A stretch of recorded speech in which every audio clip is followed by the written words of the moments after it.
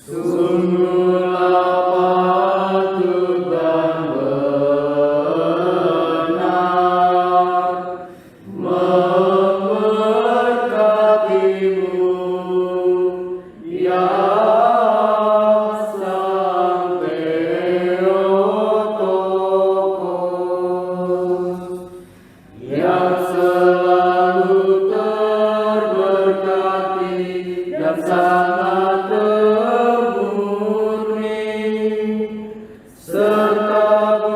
Nama Bapa dan Putra dan Roh Kudus. Amin. Shalom Aleichem bersama Masia. Selamat bertemu kembali saudara dengan saya Arif Bandrit, Romo Daniel Biantoro, Ketua Umum dan Pendiri dari Gereja Ortodoks Indonesia.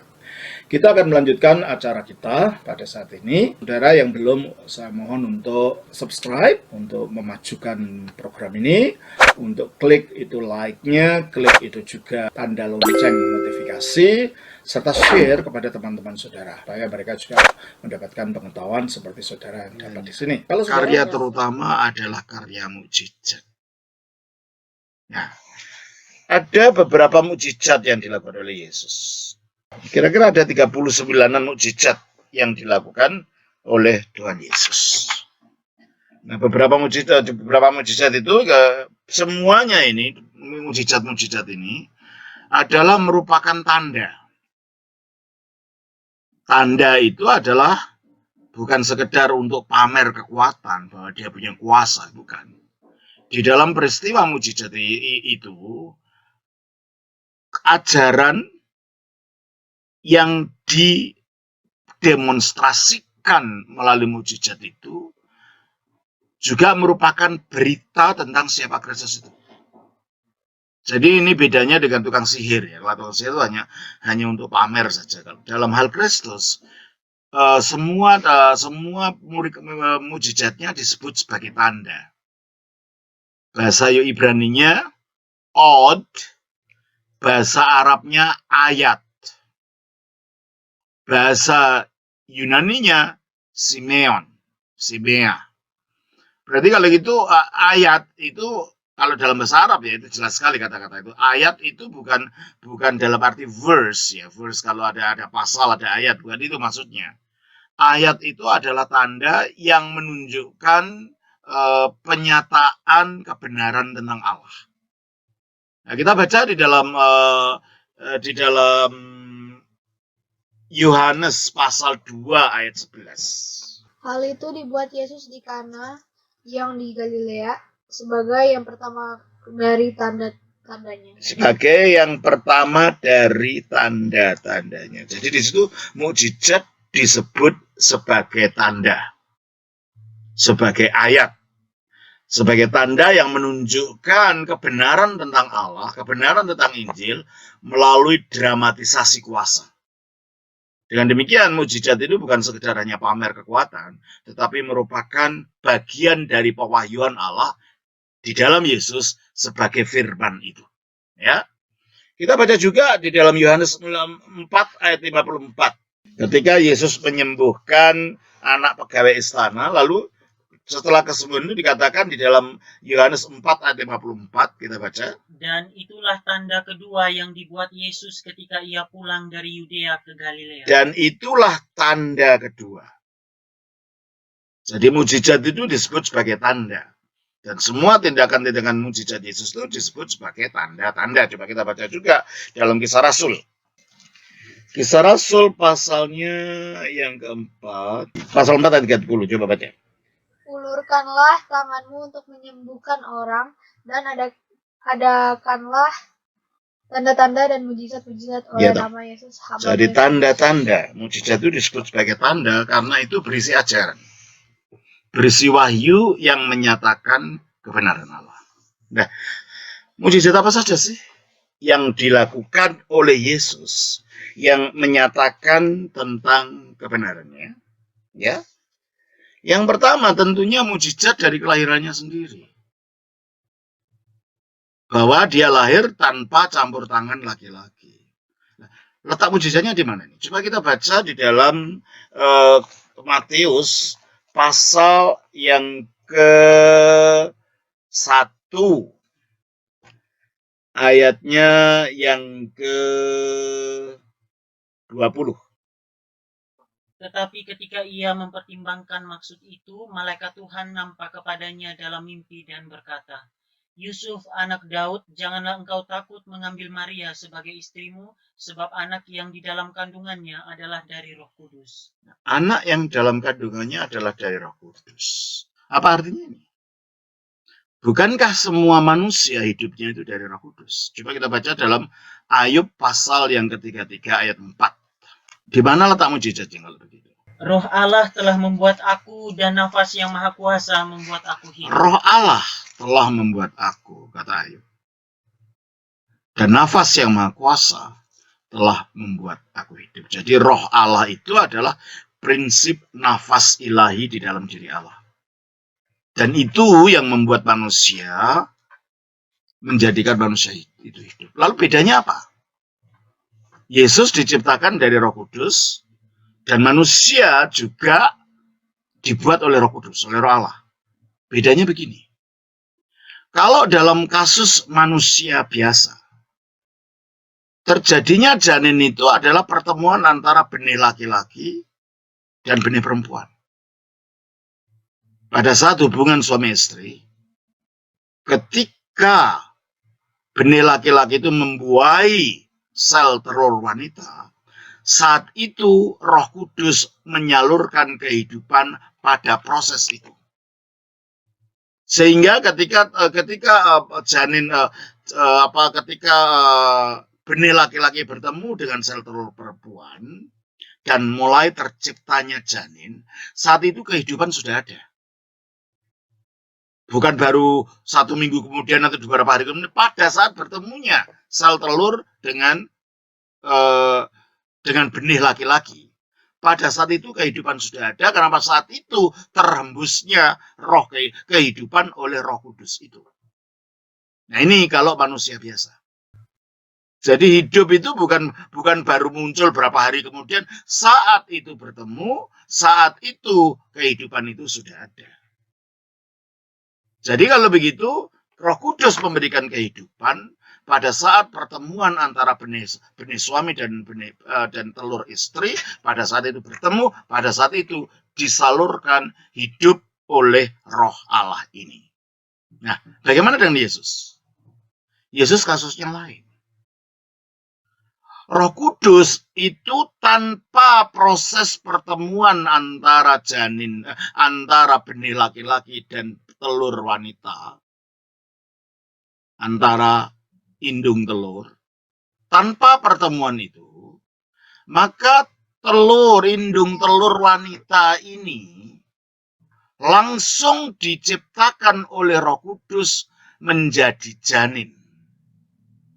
Sehingga tubuhnya Yesus itu murni berasal dari perempuan ini saja. Kalau tubuh kita terjadi karena pertemuan antara benih laki-laki dan benih perempuan. Dan sel telur perempuan itu tubuh kita jadi dari itu. Kalau Yesus enggak. Tubuhnya itu semata-mata berasal dari sel telur Maria yang oleh kuasa Roh Kudus langsung dijadikan sebagai janin, yang langsung diambil oleh firman itu dijadikan tubuhnya untuk nanti lahir menjadi manusia. Oleh karena itu tubuhnya Yesus itu disebut sebagai buah rahim Maria. Coba kita baca di dalam Lukas pasal 1 ayatnya yang ke-42 deh, 42. Lalu berseru dengan suara nyaring, diberkatilah engkau di antara semua perempuan dan diberkatilah buah rahimmu. Diberkatilah engkau di antara semua perempuan. Tentunya lah. Tidak ada perempuan yang tubuhnya, yang kandungannya digunakan oleh Allah untuk diambil menjadi tubuhnya dan untuk didiami selama 9 bulan secara fisik. Oleh karena itu Maria itu diberkati di antara semua perempuan, dibedakan dari manusia yang lain, sebab tidak ada manusia pernah ditempati Allah secara fisik seperti dia. Maria satu-satunya yang secara fisik ditempati oleh Allah, yaitu firman Allah di dalam rahimnya. Diberkatilah engkau di antara semua perempuan, dan diberkatilah buah rahimmu. Maksudnya bayi itu. Jadi kalau gitu kita melihat bahwa bayinya Maria, janin yang ada di dalam kandungannya itu merupakan buah dari rahimnya, berarti sumber kemanusiaannya ya dari rahim itu. Jadi sumber kemanusiaan dari Yesus ya Maria itu. Oleh karena itu, Maria itu bukan hanya dilewati gitu aja. Ada orang-orang yang anti Katolik. Nah, sebenarnya jadi anti Alkitab ya. Mereka tidak sadar, menolak, mengatakan Maria itu hanya dilewati saja gitu. Tidak betul-betul Yesus mengambil kemanusiaan dari Maria katanya. Seperti kita beli kecap satu botol, yang kita perlukan kecapnya. Setelah kecapnya dipakai, botolnya dibuang. Ini dulu waktu saya belum mengerti, saya juga mengikuti cara pemikiran ini. Atau seperti selang, air. Yang kita butuhkan airnya, setelah airnya selangnya dibuang. Jadi Maria itu dianggap seperti selang atau seperti botol. Mari kita renungkan secara rasional. Kalau tubuh kemanusiaan Yesus itu adalah buah dari rahimnya Maria. Dan kalau analoginya adalah seperti kecap dalam botol. Secara logika tidak masuk akal. Karena apa? Karena kecap itu bukan buahnya botol. Saya tidak bisa menanam botol lalu berbuah kecap. Jadi analogi ini tidak tepat. Sebab apa? Tubuhnya Yesus itu buah dari rahimnya Maria. Berarti kemanusiaan Yesus ini terkait erat dengan kemanusiaannya Maria. Bukan juga Maria ini hanya dilewati saja. Seperti selang dengan air. Karena air itu bukan buahnya selang. Sementara tubuhnya Yesus itu buah dari rahimnya Maria. Oleh karena itu kemanusiaan Yesus pada dasarnya adalah kemanusiaan Maria. Nah, oleh karena itu kalau dalam gereja purba ya, sampai ditekankan pada konsili yang ketiga di Efesus tahun 431, ketika Nestorius mengatakan, Nestorius tidak mau menyebut Maria sebagai Bunda Allah, Theotokos. Katanya Maria tidak melahirkan Allah, hanya melahirkan manusia. Akhirnya gereja bereaksi waktu itu, pada tahun 431 itu. Nestorius waktu itu adalah patriark dari gereja di Konstantinopel. Jadi pusat kedua dari kekristenan purba sesudah Roma. Roma itu pusat pertama di barat, lalu Konstantinopel itu pusat kedua di sebelah timur. Waktu itu yang menjadi rival, yang menantang ajaran Nestorius ini adalah patriark dari gereja Alexandria di Mesir, namanya Kyrillos. Dia mengatakan, Romo Nestorius, kalau Maria tidak disebut Bunda Allah, berarti waktu dia mengandung, hanya mengandung manusia biasa. Kalau dia hanya mengandung manusia biasa, maka dia melahirkan manusia biasa. Lalu pertanyaannya, sejak kapan Yesus jadi Allah?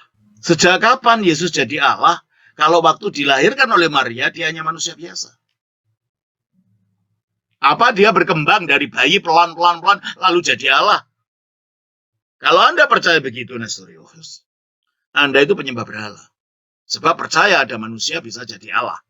Nah, kalau Anda tidak mau disebut penyembah berhala, Anda harus mengakui Maria Bunda Allah dalam artian bukan Allah Bapa dilahirkan Maria, enggak. Dalam artian firman itu adalah Allah, pada mulanya adalah firman itu adalah Allah. Sebagai Allah itu tidak berubah dia itu. Dia Allah sebelum dikandung, dia Allah waktu dikandung, dia Allah ketika lahir dari Maria. Karena Allah itu tidak berubah.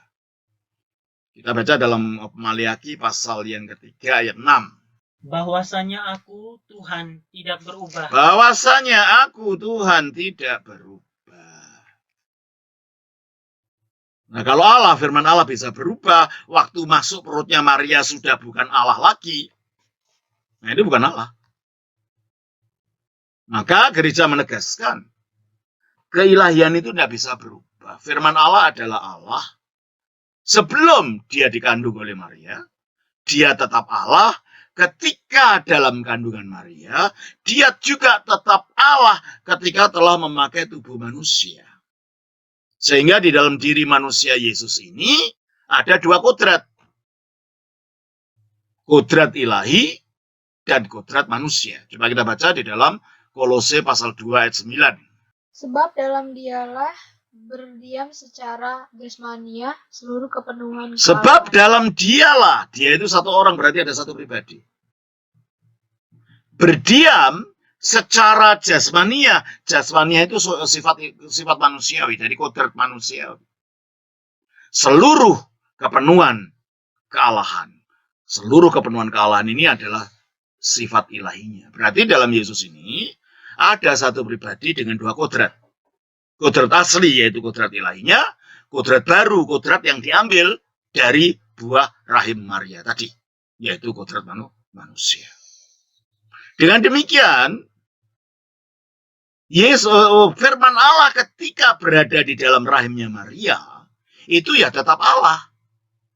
Berarti Maria bukan yang sekedar mengandung manusia biasa.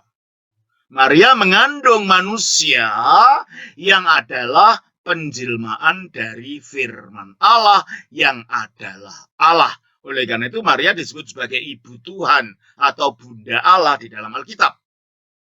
Kita baca Lukas pasal 1 ayat yang ke-43. Siapakah aku ini sampai ibu Tuhanku datang mengunjungi aku? Siapa aku ini sampai ibu Tuhanku datang mengunjungi aku? Dari sinilah, ya mungkin Tuhan ini yang dimaksud adalah Kristus yang setelah dimuliakan mendapat gelar Tuhan. Bukan, karena dia mati pun belum, dewasa pun belum, bangkit pun belum. Jadi dia belum diangkat jadi Tuhan dalam arti itu. Bukan.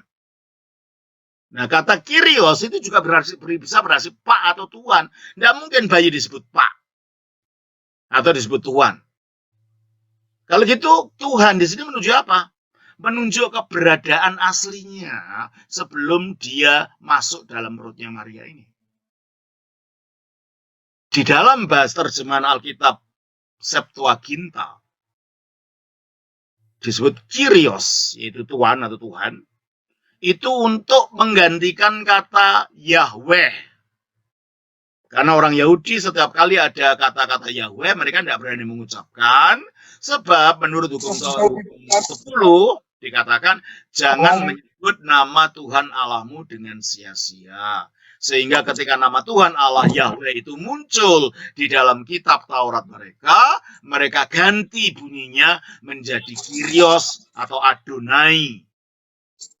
Nah, kalau Yesus disebut Kyrios, berarti itu bukan menunjuk dia keberadaannya diangkat dalam kemuliaan sesudah kebangkitan. Sebab dia dewasa pun belum. Dan mungkin itu juga menunjuk kepada keberadaannya setelah dewasa disebut Pak atau Tuhan. Sebab anak bayi nggak mungkin disebut Pak. Maka kalau disebut ibu Tuhan dalam arti.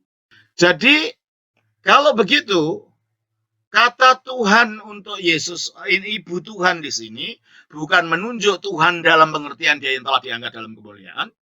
Bukan menunjuk kepada panggilan Pak atau Tuhan, tapi menunjuk keberadaannya sebagai Adonai, sebagai Yahweh, yaitu sebagai Allah. Dengan demikian, ibu Tuhan untuk Maria ini menunjuk ibu Allah, bunda Allah, menunjuk keberadaan Kristus sebagai firman Allah yang adalah Allah. Oleh karena itu, gelar bunda Allah itu bukan karangan gereja Roma Katolik, itu kata Alkitab.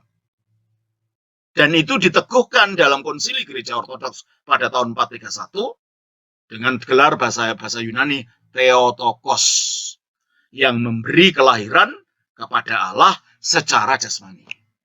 Jadi bunda Allah bukan berarti Maria melahirkan Allah Bapa, bukan. Bunda Allah bukan untuk juga menjunjung Maria, bukan. Bunda Allah untuk menegaskan bahwa bayi yang dilahirkan oleh Maria itu adalah Allah. Itu adalah penjelmaan dari firman yang adalah Allah. Itu. Jadi kalau begitu, itulah sebabnya mengapa setelah bayi ini lahir, dikatakan di dalam Matius 1 ayat 23. Sesungguhnya anak darah itu akan mengandung dan melahirkan seorang anak laki-laki, dan mereka akan menamakan dia Immanuel. Ya, sesungguhnya anak darah itu akan mengandung dan melahirkan seorang anak laki-laki, dan mereka akan menamakan dia Immanuel. Im itu artinya bersama dengan, together with. Manu artinya kita atau kami. El itu dari kata Elohim. Jadi Immanuel adalah Elohim beserta dengan kita. Berarti kalau gitu Yesus itu yang bayi di dalam Maria itu adalah Elohim. Elohim yang beserta dengan kita. Elohim yang berwujud manusia. Oleh karena itu kalau dia dalam kelahirannya itu sudah disebut Elohim, berarti kalau gitu ibunya pun harus disebut sebagai Elohim, Bunda Elohim, Bunda Tuhan, Bunda Allah. Sebab waktu dia bayi, ketika dia lahir, dia tetap disebut Elohim. Elohim yang beserta kita. Immanuel. Jadi ketika firman itu jadi manusia, dia tidak kehilangan keilahiannya. Jadi kalau gitu mujizat kelahiran oleh perawan ini menunjukkan bahwa Allah sudah memulai sesuatu yang baru. Sesuatu ciptaan yang baru. Karena tadinya semua manusia itu lahir dari pertemuan antara benih laki-laki dan indung telur wanita. Yesus tidak pakai itu. Yesus lahirnya semata-mata dari benih wanita yang diciptakan oleh Roh Kudus menjadi janin. Dan setelah menjadi janin, akhirnya lahir sebagai manusia. Berarti kelahiran Yesus itu adalah mukjizat penciptaan baru. Adam yang baru. Kalau Adam yang lama dicipta dari tanah yang perawan, Adam yang kedua diciptakan dari rahim yang perawan. Jadi dengan demikian Yesus ini menjadi pemulih keberadaan Adam. Makanya kelahirannya pun berwujud mukjizat. Dan dari kelahirannya ini menyatakan bahwa Allah telah memulai sesuatu di dalam diri Yesus. Sebelum bahkan dia mati disalibkan. Sesuatu yang baru telah dimulai dengan adanya manusia lahir tanpa benih laki-laki. Tetapi lahir dari kuasa Roh Kudus itu sendiri. Inilah makna dari tanda yang pertama. Yaitu mukjizat kelahiran Yesus.